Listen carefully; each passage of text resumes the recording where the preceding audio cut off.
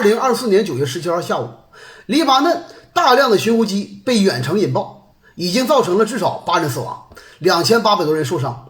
爆炸持续了大约1个小时。贝鲁特南部地区是爆炸的重灾区，寻呼机在中国已经消失了几十年。以前呢，咱们也叫 BB 机，可以单向接收文字信号。90年代初期，腰间挎个 BB 机是最时髦的象征。目前在黎巴嫩，真主党成员之间用这个 BB 机比较多，他们认为这种通讯系统不容易被窃听和黑客攻击。但是他们万万没有想到的是这些寻呼机里面竟然有遥控炸弹，大量人员的手部、腹部、脸部被炸伤。电影都不敢这么演。BB 机能爆炸，这真是军事鬼才。兵法云嘛，出奇制胜。你这个设计堪称是暴力与艺术，外加现代科技的完美结合。你遇到这样的对手，那简直是克星啊！这会让对手笼罩在恐惧之中，他不知道什么时候从哪就发动攻击，防不胜防。打倒不是多大个事儿，就怕防，你防又防不住。当然，这2天也是谣言四起，摇棍们讨论。这苹果会不会炸呀？你怎么不考虑圆珠笔那芯儿会不会炸呀？手机电脑芯片会不会炸呀？黑客会不会入侵你的大脑啊？那科幻电影里不早就有了吗？你还用不用医院的那进口设备？那有钱的朋友一屋子的进口家电家具，穿着西方的奢侈品，开着进口车，人家都不怕。你跟那是骑着油田还是忽悠傻子？看看你身边家里用的手里拿的科技产品有多少是进口元器件，你要不要都拆了再组装一遍，看看有没有危险呀？感觉这谣言传的比我小时候那都低级，看短视频上还真有人信。贝尔实验室在1948年就发明了这 BB 机，50、60年代摩托罗拉把它卖到了全球，那又过了20-30年，1983年这 BB 机才算进入中国。那时候这算是一个高端的东西，只有少数人拥有这东西。到了90年代才算是正式普及，打工仔那也能买得起了。这玩意儿就有点类似于接收短信息，但是它只能接不能回，是单方发射信号。你看这上面连个打字的键盘就没有，就是一个显示屏幕，一个关机，就一个小的可怜的屏幕，然后里边是一个7号电池。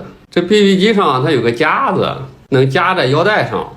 最开始的时候它是夹在正前方，就夹在肚脐眼的那个位置。再后来呢比较普及了，于是就放在侧面，因为它已经丧失了显摆的功能了嘛。再后来有了手机，这东西的地位进一步下降，于是就给它别到后腰那儿去了，就是腰子的那个位置。BB 机的出现可以说是科技的一大进步，这是真正的划时代产品。因为原来要找你得去你家里等着去，即使是有那个固定电话，但是还得等你回来了你才能接。这个 BB 机这东西就随时随地的能知道在找你。80年代就这东西5、6千一个，后来一路降价，等普及的时候也就300-500块钱一个，那也就是到后期了，300-500的时候这东西都快停台了。这次的 BB 机爆炸事件，据说是他们是为了躲避手机的追踪，改用了这种古老的通讯方式，这也算是弄巧成拙了吧。按说 BB 机这玩意儿它是不会爆炸的，那它为什么爆炸了呢？据爆破专家分析应该是它提前做了手脚，因为单纯的电池过热爆炸威力不足以造成事故现场的这种爆炸效果，尤其是 BB 机的它这个电量少，它配的一个很小的锂电池，并且锂电池过热爆炸它也是先滋化然后后爆炸，是有一定的反应时间的。专家分析它那个爆炸的可能是安装了微量的爆炸物，很有可能就是采购和监管环节出了问题，那肯定谁负责的这事儿他就有麻烦了呗。这个事儿从侧面也能说明以后的战争逐渐就走向了精准打击，靠堆人的时代过去了。以前可以在山沟子里躲躲藏藏，那现在你肯定没地方躲了呀。真主党聪明反被聪明误，以为不用智能手机就不会遭到互联网黑客的攻击，改成了我们90年代用的老式传呼机。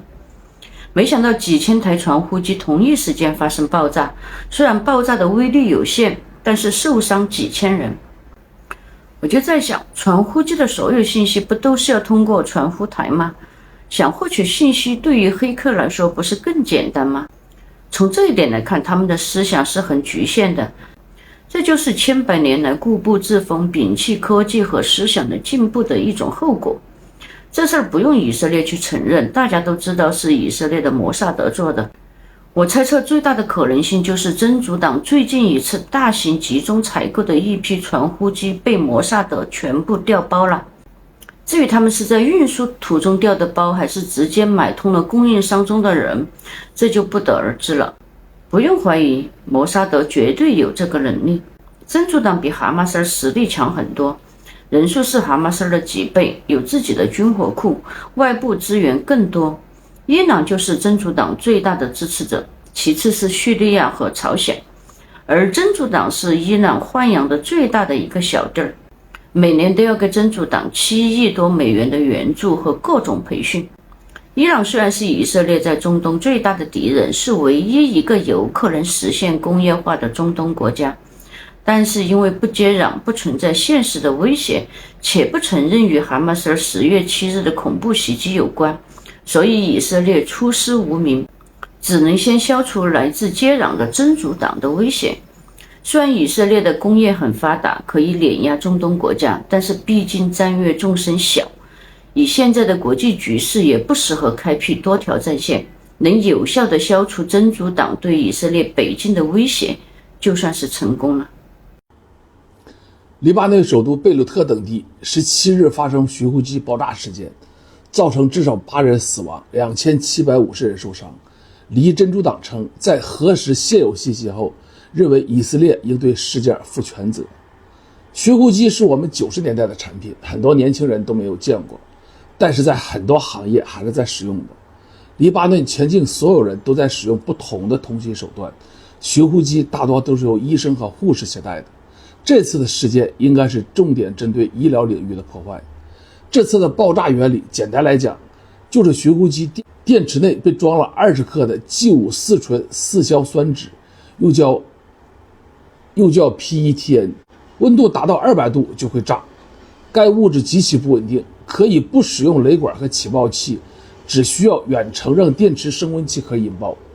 其原理就类似于当年的韩国某手机电池爆炸事件。这次的巡呼机是台湾基阿波罗公司生产的，公司老总已经出面了，为撇清关系，表示只是贴牌产品。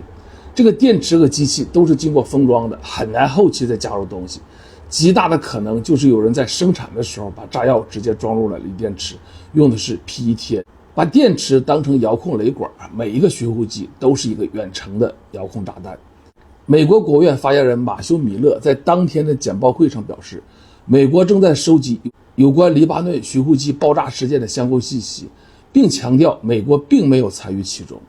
怪不得美国总是说我们的电子产品可能威胁他们的国家安全，看来是真的有人这么干过。所有西方对中国产品的无端指责还真不是空穴来风，因为真有人在这么干，而且一直都在这么干，这样很多逻辑就成立了。也就是说，我们拿着一个手机就等同于拿着一个定时炸弹，苹果的国内市场大概率将受到该事件的影响。特斯拉是不是也意味着它的劲儿更大呢？抛开一切战争爆发的可能，大家以后用电子产品尽量小心点，小心没错，充电不要放床上。继几千台传呼机爆炸后，第二天对讲机也发生了爆炸。对讲机的数量少一些，但是体积比传呼机大，所以爆炸的威力强一点。如果对讲机也不安全了，那还有什么通讯设备是安全的呢？以色列这次确实把真主党气得够呛。本来是因为人家老大的得力干将被以色列通过智能手机成功的定点清除，所以老大就得出了一个结论：手机不安全，咱们全部换传呼机吧。结果导致几千个小弟儿被炸了腰子和炸了眼珠子。传呼机也不能用了，我们就用下对讲机吧，砰，就炸了。用老年手机用小灵通就能幸免了吗？不可能。以色列实在是太坏了，你让真主党还能用啥？关键用啥都是心惊胆战啊。难道非逼的人家只能用飞鸽传书了吗？